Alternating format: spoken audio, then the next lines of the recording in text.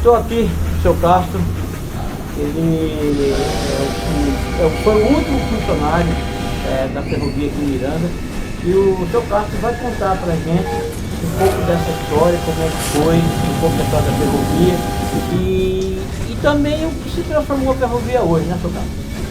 A ferrovia na minha vida começou a partir de março, dia 19 de março de 75. Eu sou filho de um maquinista, que trabalhou na Noroeste do Brasil. Então, dos 4 filhos homens que ele tinha, eu fui o único que entrei na ferrovia, acompanhei ele. Tive a felicidade de andar com ele na Maria Fumaça. Tive a felicidade de levar café para ele na Maria Fumaça. Naquela época ele, ele era novo, pessoal novo, maquinista de primeira classe. E graças a Deus eu não tinha nada de inspiração de entrar na ferrovia, de maneira nenhuma. Apenas quem se demonstrava interesse em entrar na ferrovia era meu irmão mais velho. Ele trabalhava de trenzinho, o papai fazia trenzinho para ele, tudinho. E eu só ficava olhando. Né? Passando o tempo, cresci lá em Ladário, vendo meu pai pilotar as máquinas Maria Fumaça. Ele fazia a viagem de Corumbá a Santa Cruz de la Sierra, porque naquela época tinha uma companhia que explorava, era Estrada de Ferro Brasil-Bolívia, comissão mista. Bom, resumindo, em 75 eu entrei na ferrovia, março de 75, 19 de março de 75. Mas entrei lá em Corumbá. Infelizmente não fiquei em Corumbá. Eu fui lá para Piraputanga. Piraputanga eu fiquei no estágio lá, 90 dias de experiência. Depois dos 90 dias aí passei a andar que nem cigano. Passei a dar férias dos agentes. Naquela época eu não era agente, eu era apenas um auxiliar. Trabalhava na parte de comunicações da empresa, na liberação, no licenciamento dos trens. E foi uma experiência grandiosa, que até hoje ainda tenho saudade, até hoje ainda sonho. Engraçado, eu sonho perdendo o trem ali em Salobra. Eu estou chegando na estação, o trem está saindo, indo para Corumbá. Olha, foi uma experiência grandiosa mesmo. Vivi meus momentos gloriosos da minha vida profissional, fantástica mesmo. De maneiras que eu tenho a felicidade de dizer para vocês que eu conheço de Corumbá a Estação da Luz, de Campo Grande a Estação de Ponta Porã. Várias experiências, saudade, muita saudade quando a gente viu o passageiro passar, aquela aglomeração das pessoas, aquele povo vendendo tudo aquilo que você imaginava, milho fermentado, vendia bolo, vendia chipa. E nessa história da chipa tem uma história interessante. A chipa, quando você comia a chipa aqui, pegava no longo da linha chipa, aqui em Taunay você comia uma chipa assim, desse tamanho assim. Aí lá em Camisão também tinha a chipa. Aí quando nós chegávamos ali em Rio Pardo, a chipa aumentava. Quando nós chegamos entre Lagoas, a chipa já aumentou. Interessante que o tamanho da chipa era tão grande que eu acabei acabando de comer a chipa lá em Bauru mesmo, sabe? Mas era muito gratificante você ver aquele povo alegre, aquele povo contente, vendo o passageiro passar. Era uma grande novidade naqueles lugarzinhos que tinha. E a gente ficava feliz de ver aquelas pessoas humildes ali, aquelas pessoas que viajavam no trem também, alegre, contente, satisfeito. Naquela época era um preço bastante acessível. E de maneiras que eu tive o privilégio de dizer, eu conheço a ferrovia de Corumbá, a Estação da Luz. Muito bonito mesmo, grandioso mesmo. Tem trecho de Campo Grande para lá, já abrangendo São Paulo, que você passa no meio da praça. Tem outros trechos que você passa dentro do cemitério. A ferrovia passava dentro do cemitério. Né? E tem lugares áridos, tinha lugares só de serras, né? Mas era muito gratificante mesmo, na medida em que eu me entregava, eu estava no lugar certo mesmo da minha função. Já no final de carreira a gente já vai ficando meio cansado mesmo, sabe? Tive a felicidade de vir trabalhar no Pantanal, trabalhei muito tempo ali no Carandazal, um lugar muito perigoso mesmo, muito mosquito, um lugar onde à tardezinha a gente via as onças atacar os gados, tudinho. E nunca tive, como se diz, infelicidade de adoecer dentro daquele Pantanal. Eu tomava água sem filtrar, pra gente ter uma água boa, vinha um trem d'água lá de Maria Coelho pra gente. Olha, uma água doce, minha água de Maria Coelho. Né? Pra gente comer uma carne verde, a gente tinha que trocar com o pessoal do restaurante. Naquela época tinha um restaurante no trem.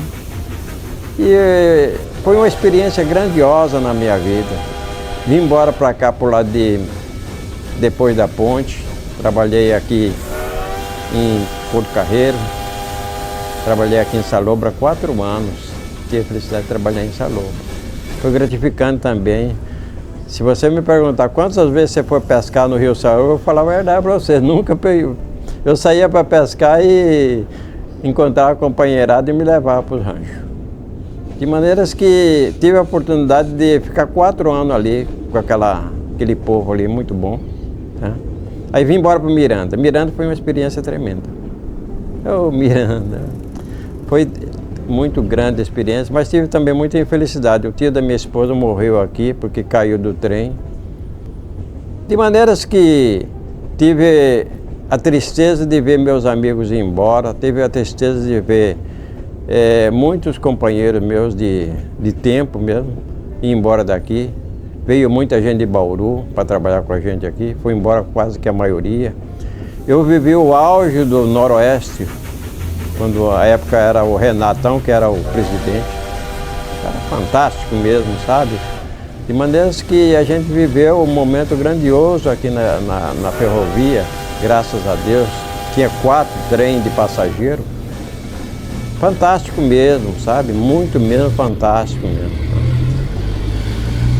E no começo eu não gostava de Miranda. Miranda era uma cidade muito perigosa. Miranda naquela época matava 2 por semana.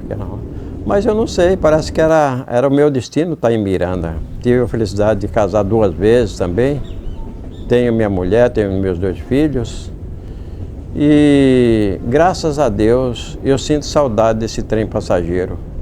Infelizmente ela foi privatizada. E privatizada não quer dizer que ela foi vendida, ela foi só cedida. Cedida para mais de 5 grupos que, quando eu estava trabalhando, eu participei. Tiveram os americanos, parecia que ia dar certo, não chegaram nem aos 10 anos. E a gente caiu, vendo o trem passar, foi escasseando, acabou o passageiro, acabou os noturnos, só ficou os cargas. A gente ficou muito triste de ver uma malha ferroviária praticamente abandonada, onde a gente tinha aqui, a gente mandava quartos para Corumbá, a gente embarcava gado aqui, embarcava cimento para Araçatuba. Olha, foi fantástico, a história, só a história que a gente tem, dá para escrever um livro. Eu estou pensando em escrever um livro, tenho material suficiente para escrever um livro. Este aqui foram as máquinas que nós recebemos aqui em Miranda. Tive a felicidade de andar numas máquinas dessa aqui. Essa outra aqui também, ó. A máquina que meu pai operava, eu sabia o apito que ele dava na máquina. Muito bom mesmo, tá entendendo? A gente guardar essa lembrança daquilo que a gente experimentou na vida da gente, certo? Sem contar com como se diz, os apanhados que a gente tem. Inclusive tem aqui uns apanhados que a UFMS fez a respeito da antiga estação ferroviária, certo? E os apontamentos que a gente tem para escrever o livro a respeito da Noroeste do Brasil, A noroeste do Brasil, no primeiro, como se diz, planejamento que era para ser feito, ela não era para ser feito de Bauru a Corumbá, de Santa Fé a Corumbá, era para ser feito de Santa Fé a Cuiabá. Mas devido aos acidentes geográficos que teve, eles tiveram que mudar o traçado para Corumbá. E aí, mesmo assim, nós temos vários acidentes. Nós temos aqui a ponte do Rio Paraguai, uma ponte de 4 quilômetros, onde morreram muita gente mesmo, tá entendendo? Uma ponte que requer uma restauração maior. Eu tive a felicidade de subir naquela ponte ali, ver os barcos passar por debaixo. Tive a felicidade de passar uma enchente muito grande, 75, ali em Corumbá, sabe? Onde ficou interrompida quase 30 dias. Né? Então, essa é uma das pequenas histórias. Tive a felicidade de conhecer o ministro do Transporte, Mário Andreasa, quando ele inaugurou a estação de Corumbá, que hoje em dia dá tristeza ver. A gente fica pesaroso, por quê? Porque você viu o movimento que tinha naquela estação. Mas, infelizmente, aquilo que estava na nossa altura, a gente procura fazer. E mais do que nunca, a gente fica feliz porque ainda está viva, porque ainda está, já presenciei o centenário aqui da estação ferroviária nossa. 31/12/1912. Vi muitas coisas acontecerem aqui. E muitas coisas. Aqui vi muitos acidentes acontecer por causa da ferrovia, mas mesmo assim, nunca cogitaram o jeito de querer tirar ela daqui. Nunca cogitaram, sabe? E para o bem dessa gente mesmo, porque é uma satisfação a gente falar assim, olha, eu trabalho aí nesse trilho aí de ferro. É muito importante mesmo, sabe? A companheirada da gente, tudinho, a gente fica feliz. Nunca teve, talvez, o reconhecimento das autoridades aqui de Miranda, nunca tivemos. Infelizmente, nunca tivemos. Mas também a gente nunca se esforçou para se aparecer, mas sempre estava à disposição deles naquilo que eles precisavam. E a gente continua na disposição também para poder ajudar a escrever a história dessa cidade que eu aprendi a amar. Eu aprendi, como se diz, gostar dessa cidade. E eu dou graças a Deus porque tenho vários amigos aqui. Amigos que realmente são amigos que me dão força para mim continuar vivendo, continuar andando, continuar. Graças a Deus agora eu já estou com quase 10 anos de aposentado e sou feliz mesmo. Mas às vezes a gente fica meio receoso só de ficar lembrando, como se diz, triste de ver como que o governo abandonou isso aqui, como que o governo esqueceu desse lado do Estado. Praticamente a gente fica triste de ver. Não tem um passageiro, os cargas que tinha não tem mais, tá entendendo? Trem de minério, tinha os trens que vinham para a Bolívia também, o intercâmbio. Mas a gente vai levando, né? Que saudade do apito das máquinas, que saudade do apito das máquinas. Quando rompia o ano, eles faziam, como se diz, as homenagens também.